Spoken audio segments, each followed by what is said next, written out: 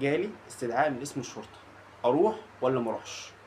ناس كتير جدا ممكن يجي لها استدعاء من اسم الشرطه عشان يتسالوا على حاجه معينه. فايه الحل؟ الافضل ان الشخص ده يروح ولا ما يروحش؟ الافضل طبعا ان الشخص ده ما يروحش، لانه هو لو راح واتسال وطلع مش عارف حاجه عن الواقعه اللي هو بيتسال عليها، فطبيعي جدا ان هو هيتحجز لتاني يوم على ذمه نفس الموضوع عشان يروح النيابه ويتسال هناك ويدخلي سبيله بعد كده من النيابه ويرجع ويطلع من الاسم. طيب ايه الحل الصح؟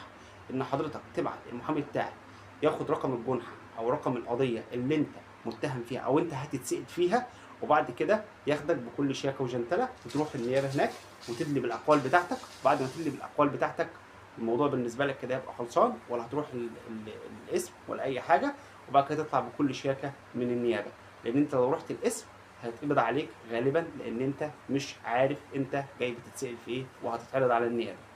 يا ريت نشترك في القناه ونفعل زر الاشعارات، واستنوني في معلومه قانونيه جديده ان شاء الله.